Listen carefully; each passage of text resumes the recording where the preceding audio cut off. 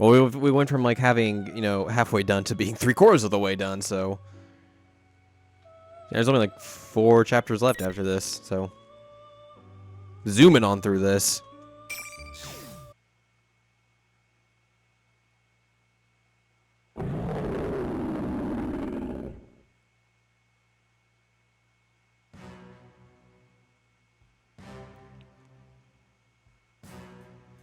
First thing I see when I come to is Yukun fighting a giant monster. The creature is made up of countless shadows, moving as a giant whole. It's wreathed in flames, intense enough to scorch the entire world. That's what I'd call the end of the world. Oh man. Going up against a monster like that's gonna be impossible. Even for Yukun. Situation looks bleak, but on a closer look, Yukun doesn't look like he's losing. In fact, he's positively overflowing with energy, though it's beyond me where it's coming from. Could that be what all that bonds and fringe stuff is all about? But either way, he's dealing with that power that surpasses the realm of man. He's injured it, but without a way to deal a definitive end blow, the fight's at a stalemate. Impossible! What power is this? How can one human's power alone be enough to best me? You know, Kagutsuchi, that's what holds you back. The power I wield. The power we wield. It will never succumb to someone like you! Silence, pest! I will not lose! I am stronger than anything! The monster lets out an immense roar and raises his humongous arm, aiming to destroy the ground Yukun is standing on. The tower isn't gonna take much more abuse, what with all this shaking. Not even a Persona user could survive a fall from here. Tch, he seriously is a pain in the ass. Persona!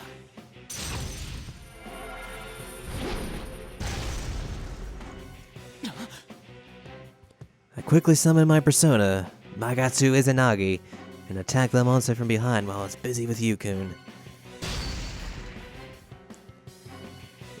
Rend it, Magatsu Izanagi! My Persona's blade covered in blackish red flame strikes the monster's arm and knocks it away. Adachi-san? What are you doing? I set everything up perfect for you, and you still didn't finish it off before I woke up. Still, at this rate, there's no telling if he'll have the stamina to keep going. The monster might even make a comeback. If I keep it distracted, there might be an opening to finish it off. Ugh, fine. I'll play along a little. I can't let you take all the glory. Stay back and rest a while. You'll need to save your strength. I know Yukun can be a space case sometimes, but it looks like even he understands what I'm getting at. Not bad, kid. I allow myself a small smirk as I look up at the giant body hanging down from the sky. The monster glares directly at me, its murderous intent piercing me with limit. Hey, how's it going? According to Shokun, the power left in me doesn't sit well with you, huh? You imbecile! How dare you intrude and have the nerve to stand before me! The giant body, its massive arms, that stern jaw, flame spewing along the entire length of it. Damn, that's scary.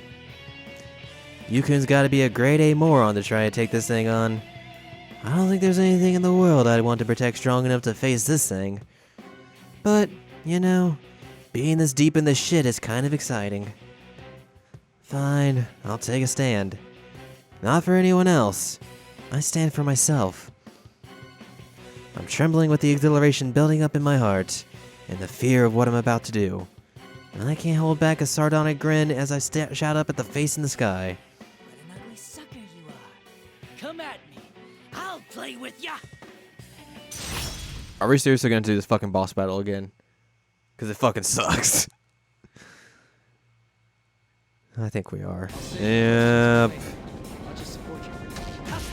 Auto combo! Ow! Don't let me down.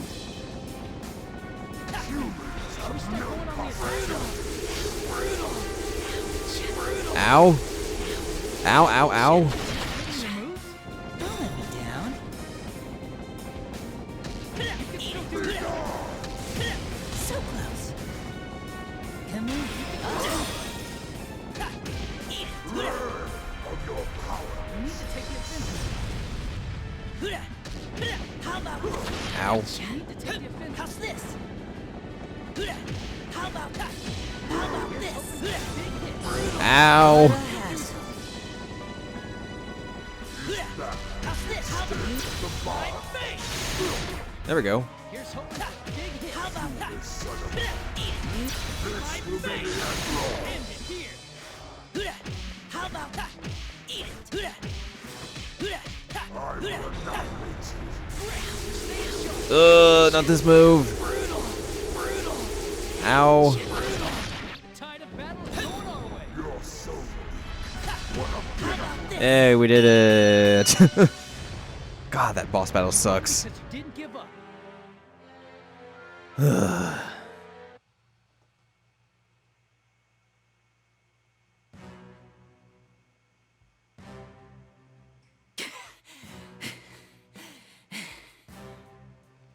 My body is so hot, I feel like I'm burning up. Just breathing hurts my worn out throat. With the relentless blaze scorching me, I'm half expecting to collapse into a pile of ashes at any moment. I guess this is the best I can do with my powers. I was thinking that maybe I could finish him off, but I'm just too exhausted. It's all I can do to stand on my own 2 feet. Such impudence from insignificant pests. Even worse, it looks like my battle was for nothing. Though I wounded it, the monster roars as it stiffens up. Itachi-san! From a fair bit away, Yukun is watching me with a look of surprise and bewilderment. It's not the same look he had last year, when he confronted me in the TV.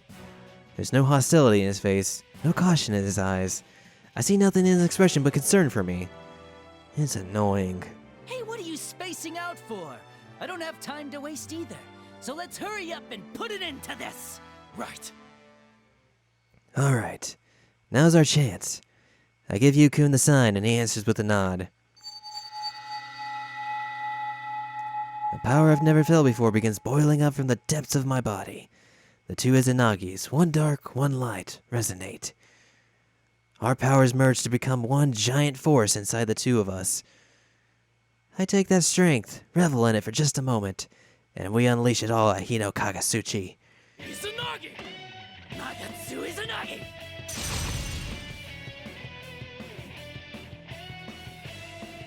We were both given the same power, but his evolved down a different path than mine had. I can tell it's only grown stronger since the last time I saw him, and while that power pulls at me, I can feel it squeezing me dry.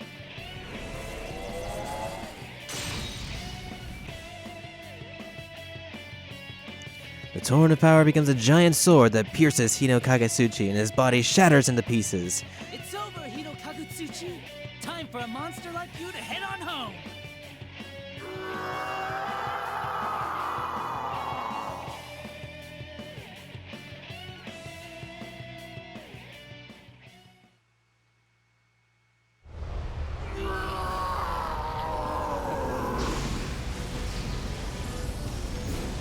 Impossible. How could I fall to this trickery of fans?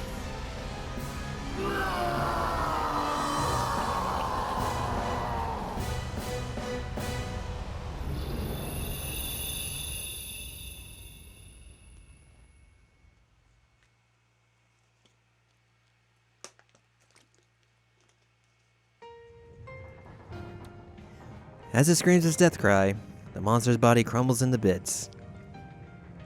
The flame coating his body flares up one last time. Serves you right. Now, it's over. The tension that had kept me wound wound so tightly reaches its breaking point and snaps. I can only briefly see the floor rushing up towards me as I collapse to the ground, and then everything is blackness.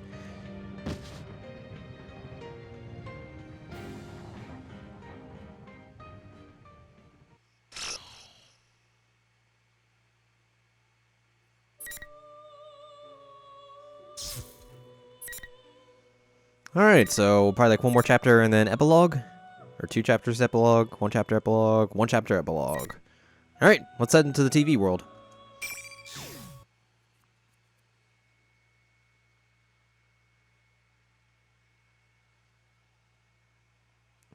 When I come to, I'm lying face down in that part of the TV world where those old TV sets are stacked around like blocks. I don't remember how I got here after fighting that monster. But one thing's for sure, we annihilated that monster from the world, and there wasn't a single victim created by this entire incident. As long as that's a fact, I don't care about the rest. I fulfilled my objective. I managed to sit up and look around. Sho is lying on his back on the floor, and Yukun is looking at me as if he wants to say something. Adachi-san. Man, what a pain. I had no intentions of seeing you guys ever again, you know? I finally figured out why you came here, Adachi-san. That kid talks like he knows me. Don't you go making a relief face like that. I purposely ignore him and walk over the Sho. I slap him on the cheek. You took a pretty bad beating, too. Sho opens his eyes slightly and groans in pain. Looks like he's awake, and he doesn't have the energy to move. The madness and intense murderous intent are both gone.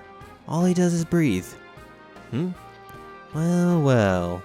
Looking at him like that, he's no different from your average kid. I remember when I was in the same condition as him. He reminds me of myself. Just a little. That's why I told you that power can't be controlled. Is it all over? I don't think it's all over yet. Those nosy kids pushed your reset button before it was too late. When I look over at Yukun, his eyes go round in surprise. Oh, come on, you didn't know it? No wonder he's enjoying his youth so much.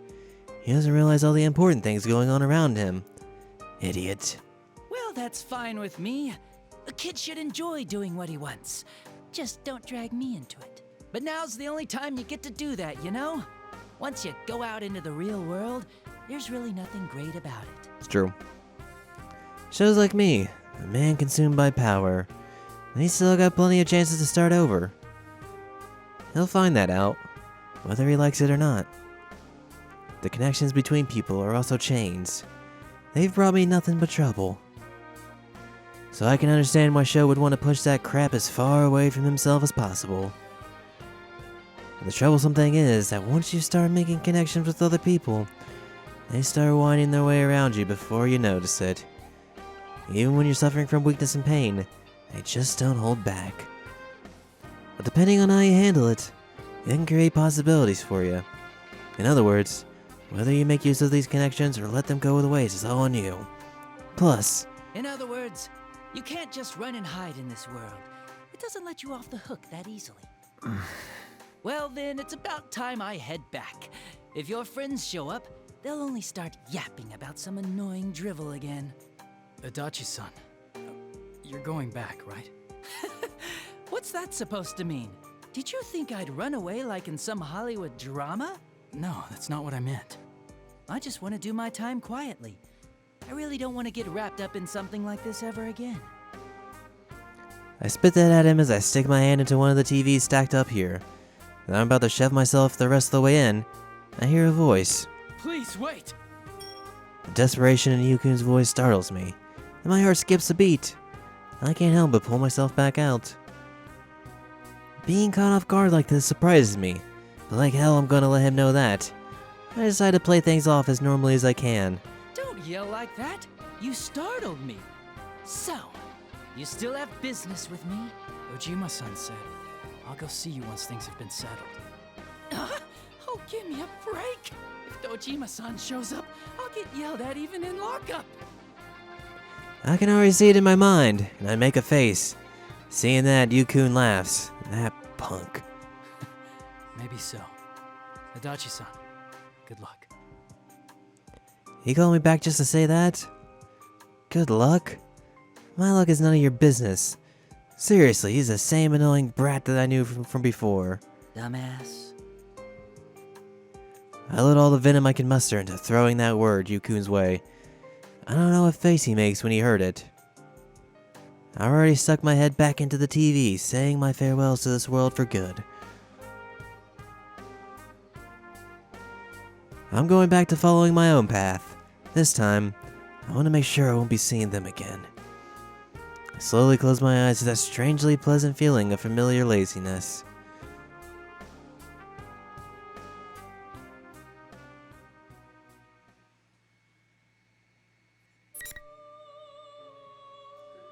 Epilogue time. It's the final chapter. It's the final countdown. There's clouds.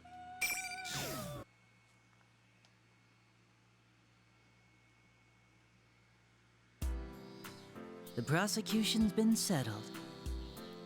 It's been a few months since that P1 climax bullshit. The prosecution's face finally rested in the middle of summer, and I was transferred to the detention center. Going to court means that there's the possibility that I'll get the maximum penalty under the law. Instead of worrying about that, I'm more relieved that all those troublesome days are finally over. Man, my road until now seemed long and short at the same time. Last year, I lost in my own game. Having to put up with this shitty world, one day I was suddenly given a special power. That was when my game started. I had lousy human relationships, a boring job, and was part of a corrupt society. If I could destroy it all, I could remake the world in the way I wanted. And I'll admit it, I enjoyed the game as if I were trying to fill my own empty heart. Even the pressure of the unknown creeping up on me gave me the ultimate thrill. But eventually I lost to the brats from the investigation team and was arrested as the serial killer who had terrorized Inaba. Game over. After it was all over, the only things I had left were my experiences and my rules. All games have rules, of course, and once I was caught, I decided I'd follow the rules of this reality, to atone for my sins, and confess everything to the police. And yet, if some mysterious corpse who died of unknown causes was found hanging somewhere, they'd declare the case open again and start suspecting that the true killer was still on the loose. If that happened, it'd mess up the rules I'd set for myself. I'm not gonna stand for that. That's all. Because of the recent commotion, and by how I was mysteriously gravely injured while in custody, it means my incarceration is going to be even longer while they try to figure out what happened. Those idiots who keep coming by for psych evaluations are just about tearing their hair out too. I keep telling them that I'm going to follow the rules of this world, so they should take things a little easier on me, right? Seriously, the people in charge of this are so hard-headed that it's a pain in the ass. Then again, it doesn't change the fact that I'm bored. I wonder if the way things were before would have been less dull. I throw myself onto the moldy-smelling tatami mat in my cell and yawn loudly. Just as I'm drifting off into the escape of sleep, I hear footsteps approaching from the hall. Hey, you have a visitor. What? Must be Dojima-san. I roll my eyes and groan inwardly. Just as Yukun said, the instant my indictment was completed, I got a letter from Dojima-san saying he'd be coming to see me. What timing. Dojima-san was waiting for me to be moved to the main detention center, and I feel like he's caught me. Why would he want to see me after all this? He really is nosy. This is so awkward. I thought I'd cut any ties between me and Dojima-san the moment I was arrested. Well, you gonna see him or not? This is why I hate him. I stand up without a word to the guard. Refusing wouldn't do any good. I, of all people, know how persistent he can be. I squint in the harsh light outside the door where Dojima-san's waiting for me. Hey. Have you fattened up a bit since the last time I saw you? Well, life in lockup is much easier than your grueling training. Did I really just hear you say that?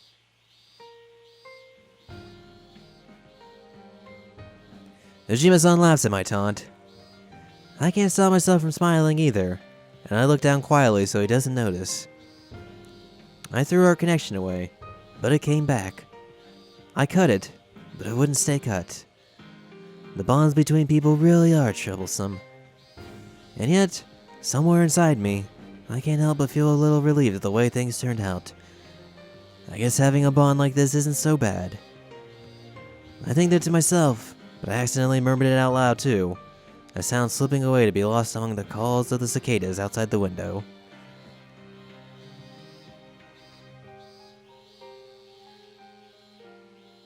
The end. That's a wrap for everything. Ugh. Stretch it out, because we're done.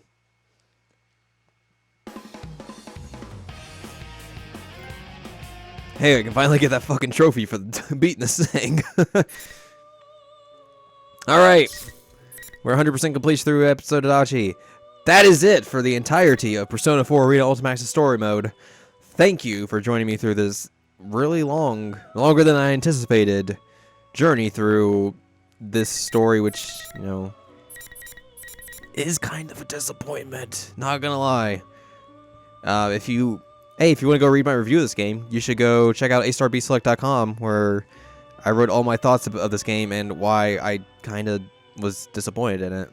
But thanks for joining me as we went through this. Hey, maybe next time we go through the Persona universe, it'll be when Dancing All Night comes out in 2015, and I'm very excited for that game. I really hope it comes out, you know, because it got delayed late this year, excuse me. But a really dumb rhythm game with the Persona characters in the Persona 4 universe is like right up my alley. So hey, thanks for watching, and go check out another series when you're done watching this. Thanks. Bye.